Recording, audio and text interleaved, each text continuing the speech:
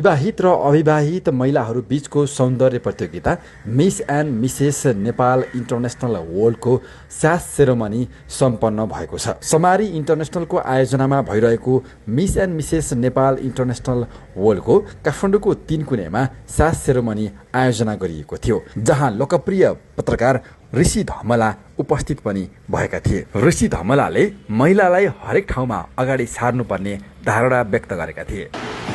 युवतीहरूको महिलाहरूको चाहना हुन्छ, धेरै अधिकांशको चाहना हुन्छ विभिन्न प्रतियोगिता भाग लिएर उत्कृष्ट बन्ने। तर आज miss and Mrs Nepal international त्यो सपना तपाईँको कुरा हो। सबैलाई एकमुष्ट शुभकामना दिन चाहन्छु। संसारमा मान्छेको पवित्रता सुन्दरताको बारेमा बहस भइराखेको छ। जो मान्छे ट्यालेन्ट छ, ब्रिलियन्ट छ, ह्यान्डसम छ, ब्युटी छ, जो मान्छेले समाजलाई बुझेको छ, जानेको छ, अध्ययन गरेको छ, त्यो मान्छे जहिले पनि सफल हुन्छ।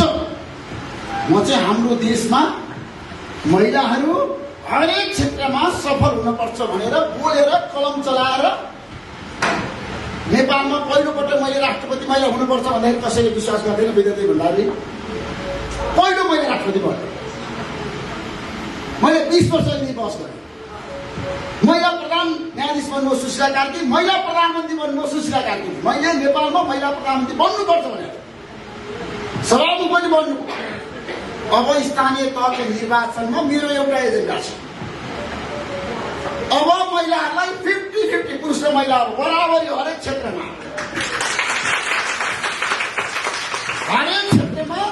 हरेक तहमा आगामी निर्वाचनमा प्रदेशमा र स्थानीय तहमा महिलाहरू भनेको अब काठमाडौँ मात्रै देशभरि नै महिलाहरू 50% उम्मेदवार बनाउने र चुनाव जिताएर महिलाहरूको जताततै उपस्थिति गराउने। त्यसैले मैले कार्यक्रम आयोजना गरेँ। किन भन्दाखेरि महिलाहरू आफ्नो व्यक्तित्व विकास गर्न चाहनुहुन्छ। आफूलाई घरमा मात्र होइन, घरमा मात्र सीमित होइन, तपाईँको सिप क्षमता अनुभव सबैभन्दा छ नि जसले घर बनाउन सक्छ त्यो मान्छेले देश बनाउन सक्छ। महिलाहरूले घरलाई जसरी व्यवस्थित गर्नुहुन्छ देशलाई व्यवस्थित गर्न पनि तपाईँको आवश्यक छ। अहिले जताको चाहिँ महिलाहरूको सहभागिताबाट बहस भइरहँदाखेरि यो कार्यक्रममा म के भन्न चाहन्छु भन्दाखेरि तपाईँहरूलाई हामी पनि एउटा अभियानमा छौँ। स्वतन्त्र नागरिक अभियानले भोलि बालन शाहको नेतृत्वको सरकारको 100 दिनको समीक्षा माइतीहरू मण्डलमा बसेर हामी निष्पक्ष मान्छे, हामी कुनै पनि पोलिटिकल पार्टी नलागेको मान्छे, तटस्थ मान्छेले एउटा समीक्षा सुरु गर्दैछौँ। देश बनाउने अभियानमा तपाईँहरूको उपस्थितिको लागि म आग्रह गर्न चाहन्छु। जय महिला। यसपटक तपाईँले एकजनाले बाजी मारे पनि सबैले जित्नुहुनेछ। यहाँ सबै महिलाहरू बराबरी हुनुहुन्छ। सबैको आफ्नै ठाउँमा सिप छ, क्षमता छ, सुन्दरता छ, बौद्धिकता छ। कोही भन्दा कोही कम छैन, सबै बराबरी हुनुहुन्छ सबै। त्यसैले तपाईँ आत्मविश्वास अगाडि बढ्नुहोस्। मैले हार्ने हो कि त्यो नभन्नुहोस्। एकदम स्ट्यान्डर्ड मेन्टेन गरेर आफूलाई एकदम स्पष्टसँग बोल्नुहोस्। नडराइकन आत्मविश्वास छ। धैर्य छैन नि, आत्मविश्वासका साथ बोल्नुहोस्। बोल्ने कला कतिपयलाई गाह्रो होला, तर बोल्न थालेपछि बोलिन्छ। अब आज बोल्न थाल्नु भने भोलिबाट तपाईँलाई मान्छेले के भन्छन् थाहा छ, हो कस्तो राम्रो बोल्नु पनि खोज्छ। यो अवसर नगुमाउनुहोस्। तपाईँलाई धेरै धन्यवाद। सास सेरोमनीमा के भएको थियो हेर्नुहोस्।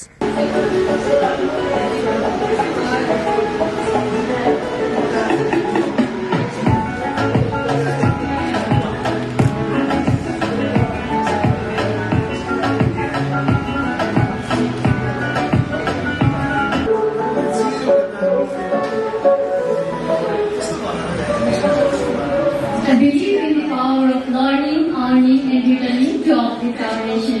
Good morning, ladies and gentlemen. Myself, VP Sabha Drive, contestant number 14 from Chajuli town. Through this platform, I want to be a voice for young girls and encourage them Also, never let fear limit their potential. I love to explore new things, experience new things, writing poems, readings, and dance. Thank you.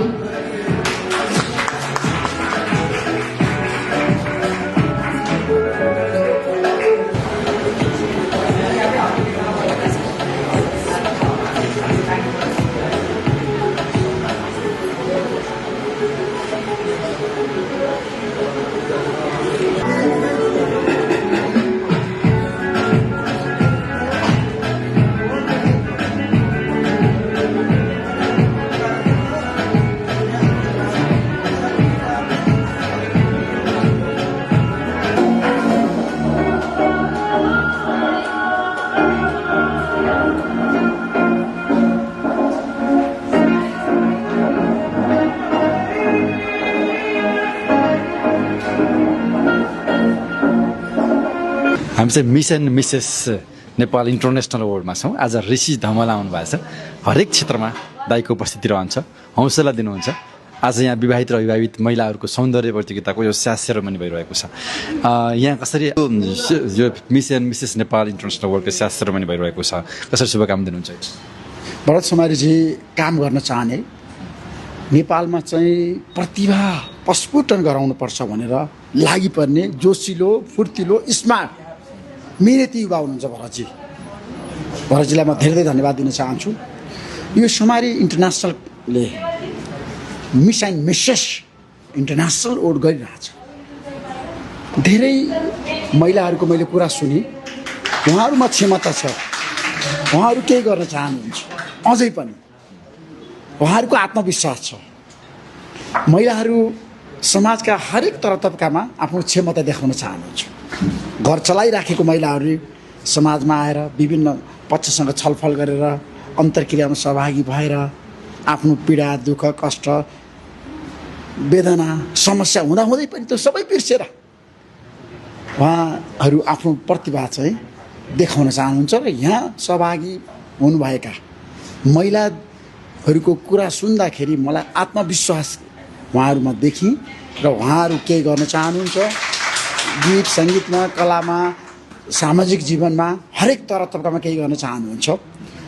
यो प्रतियोगिताले नारीहरूको प्रतिभामा एउटा ठुलो परिवर्तन ल्याउन सक्छ। यस्तो प्रतियोगिता हुनुपर्छ। भरतजीले यस्तो प्रतियोगिता बारम्बार गरिरहनुहुन्छ। त्यसैले आज म यो कार्यक्रममा आइ र आफ्नो सहभागिता जनाइरहँदाखेरि म के भन्न चाहन्छु भन्दाखेरि हाम्रो देशको महिलाहरूलाई म धेरै सम्मान गर्छु। त्यसैले महिलाहरूले देशको रूपान्तरण गर्न सक्छन्, समाज बदल्न सक्छन्, परिवर्तन गर्न सक्छन्। महिलाहरू सक्षम छन्, योग्य छन्।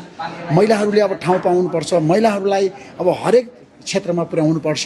उनीहरूको प्रतिभा चाहिँ अब प्रस्फुटन हुन दिनुपर्छ र घरमाको चारभित्र मात्र होइन, उहाँहरूलाई चाहिँ फराकिलो छ नि, हरेक ठाउँमा गएर जनताको बिचमा गएर समाजमा घुलमिल हुनको लागि पनि मौका दिनुपर्छ। त्यो अवसर चाहिँ भरतजीले दिनुभएको छ। मलाई म धेरै धन्यवाद दिन चाहन्छु र यो प्रतियोगिता सफल रहोस् र तपाईँको सञ्चार माध्यमबाट सबै दिदीबहिनीलाई भन्न चाहन्छु, अब हाम्रो देशमा महिलाहरूलाई हामीले सम्मान गर्न सिक्यो भने मात्रै देश बन्छ।